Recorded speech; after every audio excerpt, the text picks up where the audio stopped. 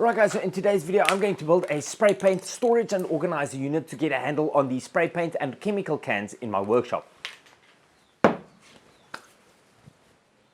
Now, for many of you, the idea of building a custom storage unit for your spray paints and chemicals might be a little bit overkill because, let's be honest, you can stick it on a shelf, in a cubicle or in a crate. As long as the cap is visible, the spray paint is pretty much organized.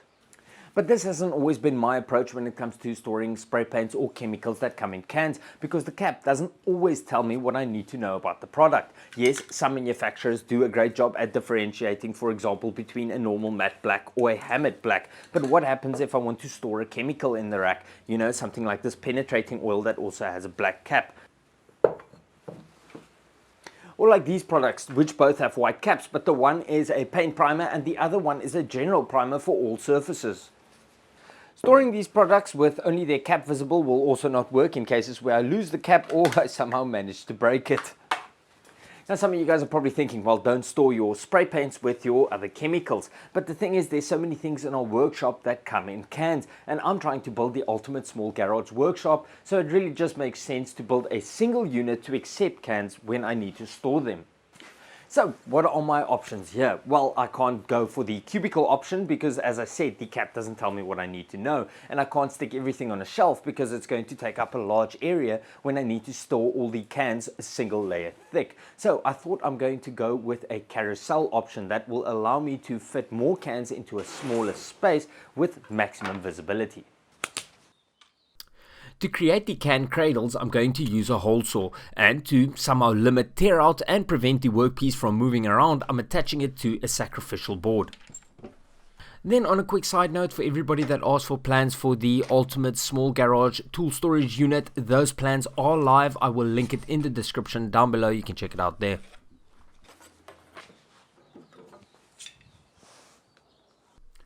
The can roundabout is not going to be material intensive, but it does require quite a bit of planning in terms of marking before I start cutting, because I need to space 8 can cradles evenly about 360 degrees.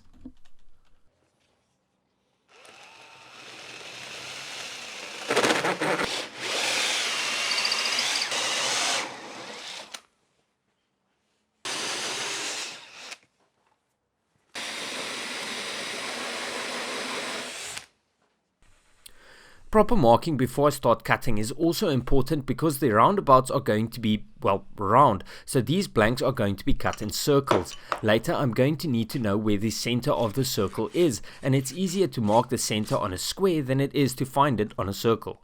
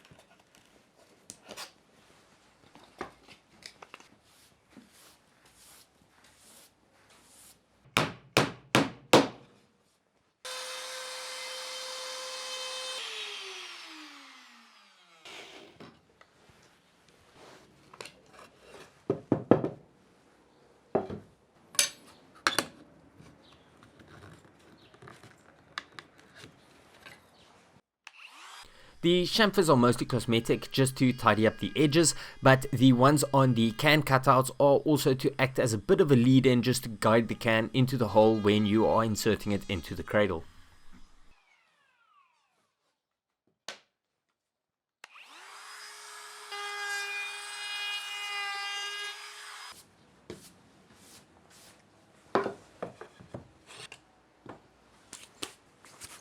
Okay guys, so this is the two main components for each individual roundabout. I've got the base that will obviously support the can and the cradle that will prevent it from falling over. These will obviously be installed on top of each other like this, but I don't want them right up against each other because I want to support the can a little bit higher up. To do this, I'm going to install two of the blanks that I removed from the can cradle area over here between the two main components.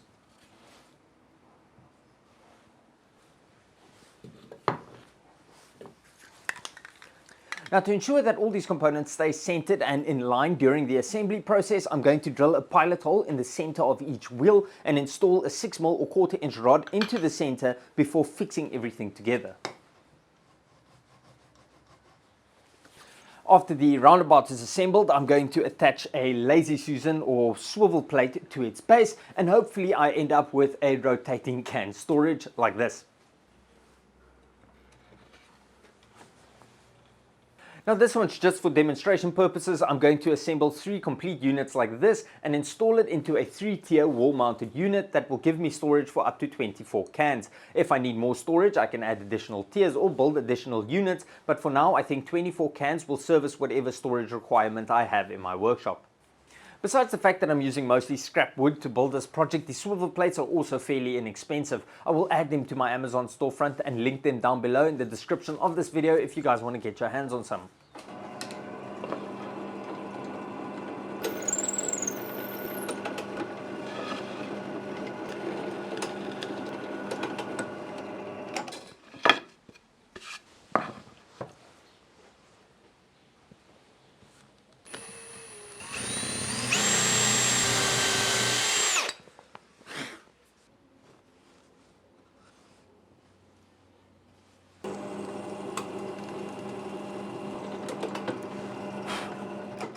I'm using glue and screws to sandwich together all the components for the roundabout. This is just to eliminate clamping and maybe make the assembly a bit stronger.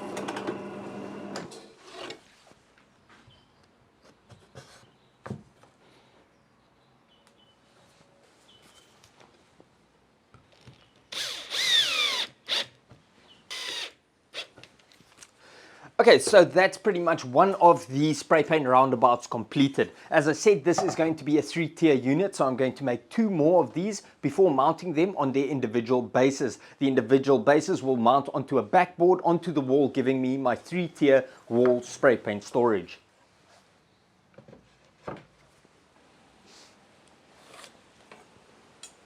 For each roundabout to function correctly, it needs to be mounted onto a base using the swivel plate or Lazy Susan type bearing.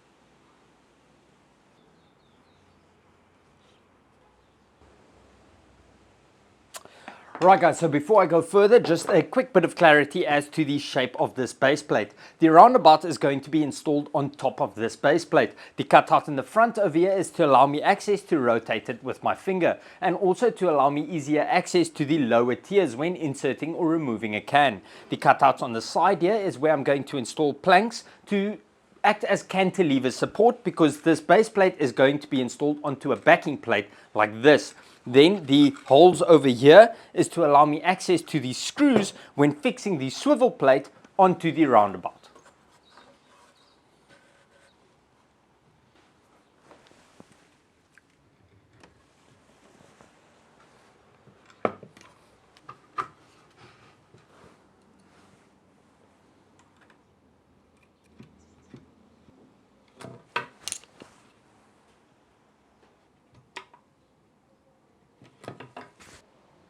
Now guys, if this is one of the projects that you would like exact dimensions or some detailed plans for, please let me know in the comment section down below, and I will work on adding them to my plans website, the Woodworker's Plans.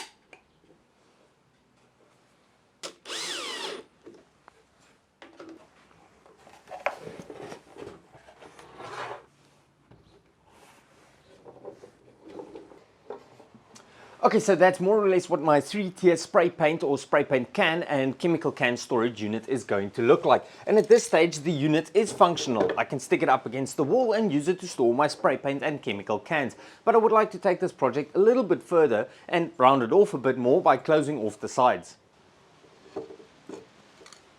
Now, closing it off on the side could potentially decrease the functionality of the storage unit, so I don't want to obstruct my vision of what is stored inside of it too much. I'm going to put plywood on the sides and short strips or narrow strips of plexiglass in this area over here. Hopefully I will still be able to have a decent idea of all the cans that are stored inside the unit when the unit is up against the wall.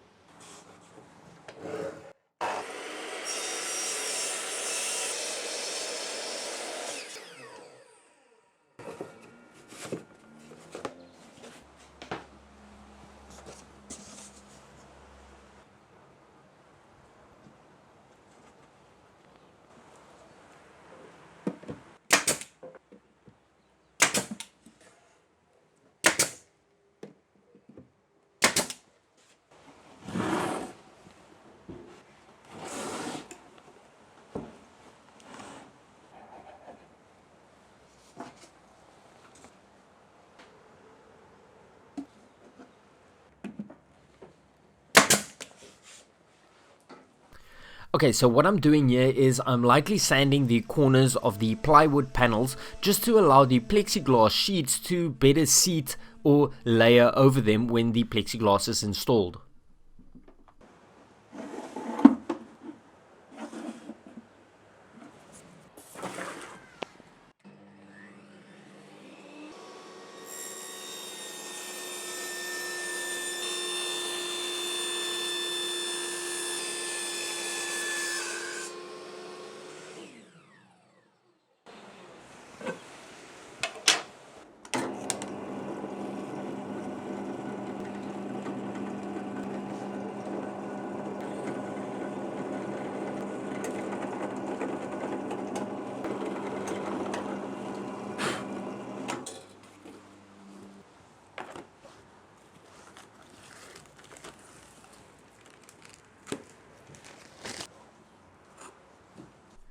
To attach the plexiglass to the storage unit, I'm using a countersunk finishing cup washer to better distribute the force applied by the screw and prevent the plexiglass from cracking at the fixing point. I will add these to my Amazon storefront as well and link it down below if you guys want to get your hands on some.